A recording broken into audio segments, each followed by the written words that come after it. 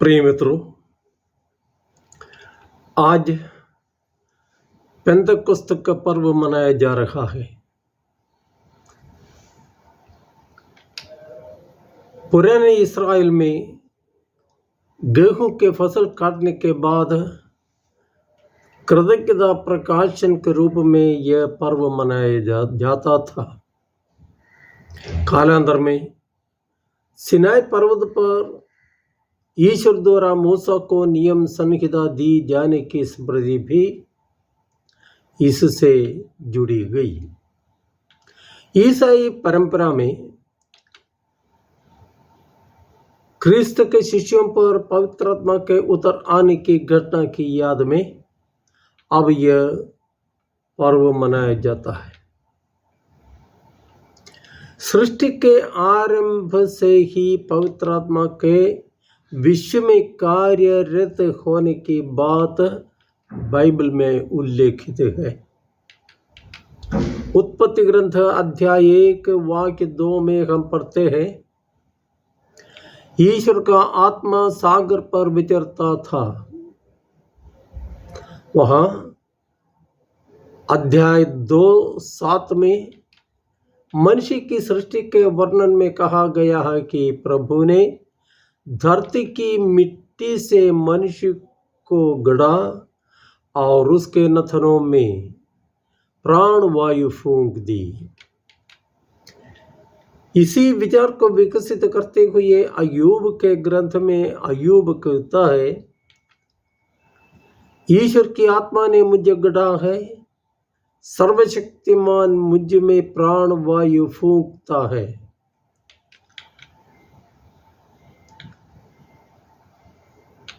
इस प्रकार सृष्टि कर्म में पवित्र आत्मा का योगदान देखा जा सकता है। इसके अलावा बाइबल के अनुसार पवित्र आत्मा धर्मात्माओं को भले कार्यों के लिए प्रेरित करता है, ईश्वर के वचन की सही व्याख्या देता है, नबियों को मार्गदर्शन करता है। यूहन्ना रचित सुसमाचार अध्याय 20 वाक्य 22 में हम पढ़ते हैं कि पुनरुत्थित प्रभु ने शिष्यों पर फूंक कर कहा, पवित्र आत्मा को ग्रहण करो। लेकिन प्रभु ने अपने स्वर्गारोहण के पहले शिष्यों को आदेश दिया था कि पवित्र आत्मा के आगमन तक वे यरूशलेम में ही बने रहे। और 10 दिन बाद पेंतकुस्त के दिन वे सब पवित्र आत्मा से अभिषिक्त हुए। पवित्र आत्मा का ये औपचारिक आगमन शिष्यों में गहरा परिवर्तन लाया। इसका वर्णन प्रेरित चरित्र अध्याय 2 में उपलब्ध है। पवित्र आत्मा के आगमन से शिष्यों में क्या क्या परिवर्तन आए? तब तक भीरू, भयभीत, संदेही और विचलित रहे शिष्यों में प्रकट रूप से जो परिवर्तन आया वो सबको अचंभित करने वाला था। हजारों लोगों के सामने अन्य 11 शिष्यों के साथ खड़े होकर पेतरुस कहते हैं, आप लोग स्वयं जानते हैं कि ईश्वर ने ईसा नासरी के द्वारा आप लोगों के बीच कितने महान कार्य, चमत्कार एवं चिन्ह दिखाए हैं। लेकिन आप लोगों ने विधर्मियों के हाथों उन्हें क्रूस पर चढ़वाया और मरवा डाला है। किंतु ईश्वर ने मृत्यु के बंधन खोलकर उन्हें पुनर्जीवित किया।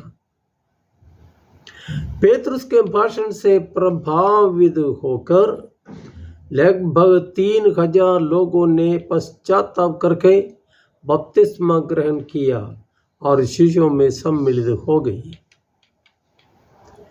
बाद में यहूदियों की महासभा के सामने खड़े होकर पेतरुस और यूहन्ना पवित्र आत्मा से परिपूर्ण होकर उनसे कहते हैं कि आप लोगों ने उन्हें क्रूस पर चढ़ा दिया, किंतु ईश्वर ने उन्हें मृतकों में से पुनर्जीवित किया।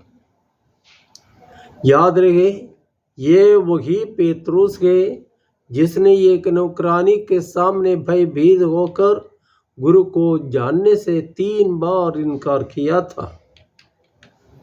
अब पेत्रुस में न भय है, न चंचलता है, न ही कोई संदेह। महासभा के अधिकारी जानते थे कि पेत्रुस और यूहन्ना अशिक्षित एवं अज्ञानी है। इनका आत्मविश्वास देखकर वे अचंभे में पड़ गए।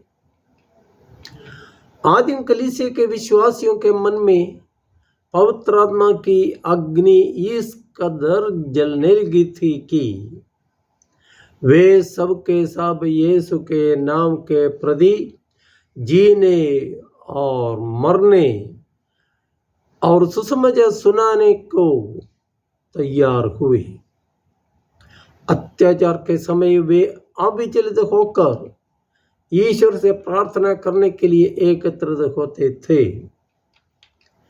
विश्वास के वीर साक्षी स्तेफानुस की मृत्यु के बाद यरूशलेम में कलीसिया पर घोर अत्याचार प्रारंभ हुआ और प्रेरितों को छोड़कर सबके सब यहूदिया तथा समारिया के देहातों में बिखर गए।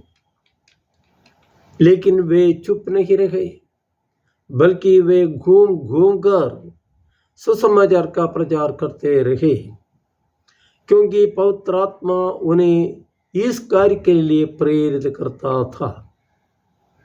इसी कारण तमाम प्रेरित दुनिया के कोने कोने में जाकर सुसमाचार सुनाया और वे प्रभु के नाम तरह तरह की यंत्रणाएं सहकर शहीद हो गए।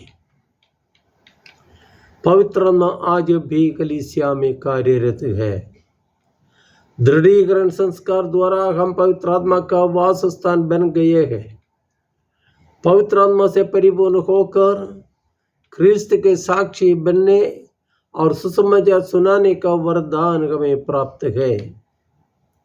प्रभु की शिक्षा पर विश्वस्त होकर चलने और विपरीत परिस्थितियों में भी निडर होकर ख्रिस्त का साक्ष्य देने के लिए हम नियुक्त हुए हैं। यह कार्य करने के लिए आवश्यक बुद्धि, शक्ति, विवेक और साहस पवित्र आत्मा हमको देता रहेगा, बशर्ते कि पवित्र आत्मा की प्रेरणाओं को स्वीकार करने की इच्छा हम में हो। हमारा वैयक्तिक एवं पारिवारिक जीवन पवित्र आत्मा की प्रेरणा एवं कृपा से सफल तथा संपन्न हो, इसके लिए हम प्रार्थना करें। जय यीशु।